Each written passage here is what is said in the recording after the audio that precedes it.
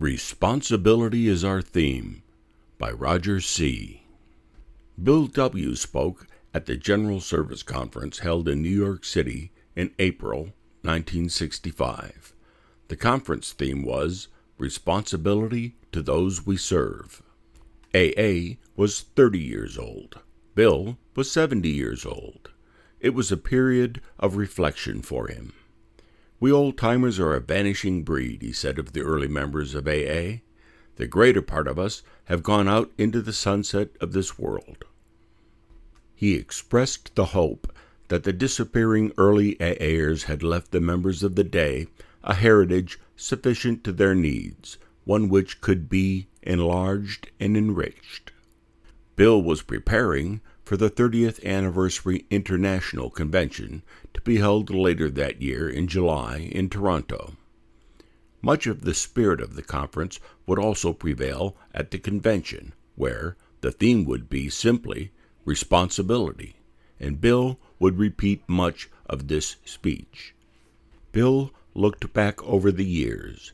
He did a bit of an inventory of AA's history, the better to reveal the areas in which we can improve ourselves.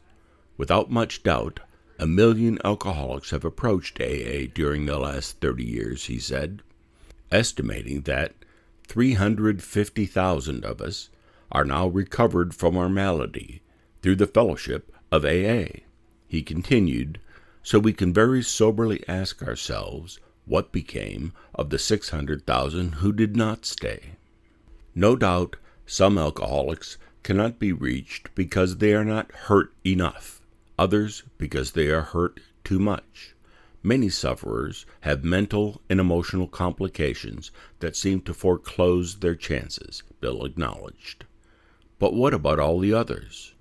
How much and how often did we fail them, he asked. Our very first concern should be with those sufferers that we are still unable to reach. He had some sense of the failings of the fellowship he had helped launch, and which he still clearly revered. One of the themes for his talk was the one he had broached before, a growing rigidity in AA. He referred directly to a contingent within the fellowship which, often unwittingly, made it difficult for an increasingly large number of people to feel comfortable in the rooms of AA. It is a historical fact, he said, that practically all groupings of men and women tend to become dogmatic. Their beliefs and practices harden, and sometimes freeze. This is a natural and almost inevitable process.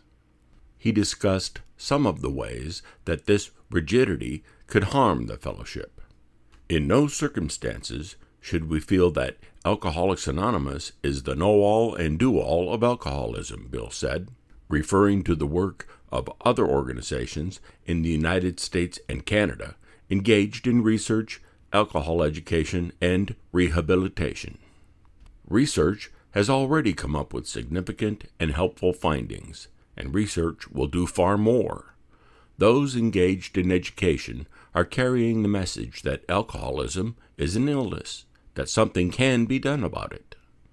Bill then talked about the growth of rehabilitation facilities in North America and the number of alcoholics treated by these agencies. True, their approach is often different from our own, he said. But what does that matter, he asked, when the greater part of them are or could be entirely willing to cooperate with AA? Too often, I believe, we have deprecated and even derided these projects of our friends. So, we should very seriously ask ourselves how many alcoholics have gone on drinking simply because we have failed to cooperate in good spirit with all these other agencies, whether they be good, bad, or indifferent. Assuredly, no alcoholic should go mad or die simply because he did not come straight to AA in the first place. Bill was of the view that hardened or frozen beliefs and practices were dangerous in AA. Simply because we have convictions that work very well for us, it becomes quite easy to assume that we have all of the truth. Whenever this brand of arrogance develops, he warned, we are sure to become aggressive. We demand agreement with us. We play God. This isn't good dogma. This is very bad dogma. It could be especially destructive for us of AA to indulge in this sort of thing. Bill defended the right of all AAers to have their own beliefs and to be able to freely express them. All people must necessarily rally to the call of their own particular convictions, and we of AA are no exception. Moreover, he continued, all people should have the right to voice their convictions. Bill then returned to the subject of those who had come into AA but not stayed. Newcomers are approaching us at the rate of tens of thousands yearly. They represent almost every belief and attitude imaginable. We have atheists and agnostics, he said. We have people of nearly every race, culture, and religion. And then Bill got to the heart of his message of responsibility. In AA, we are supposed to be bound together in the kinship of a universal suffering. Therefore, the full liberty to practice any creed or principle or therapy should be a first consideration. Hence, let us not pressure anyone with individual or even collective views. Let us instead accord to each other the respect that is due to every human being as he tries to make his way towards the light. Let us always try to be inclusive rather than exclusive. Let us remember that each alcoholic among us is a member of AA so long as he or she so declares.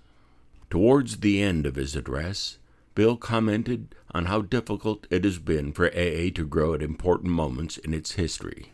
Our fears and reluctances and rebellions have been extreme each time we've been faced with great turning points in this society, he said. Let us never fear needed change, he concluded.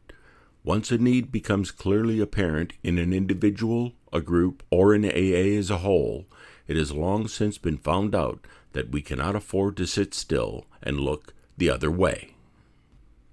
Much of this address, with only minor changes, is reproduced in an article by Bill that was published in July 1965 in the AA Grapevine, Responsibility is Our Theme. As already noted, the theme of AA's 30th Anniversary International Convention held later that year was responsibility. It was in response to the concerns raised by Bill that those present adopted the Responsibility Declaration.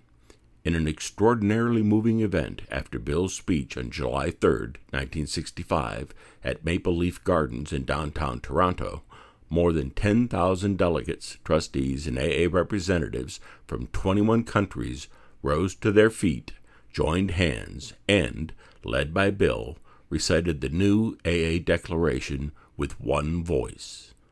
I am responsible. When anyone, anywhere reaches out for help, I want the hand of AA always to be there, and for that I am responsible. Inspired by this unconditioned affirmation of inclusivity, agnostic AA groups invariably end their meetings with this declaration.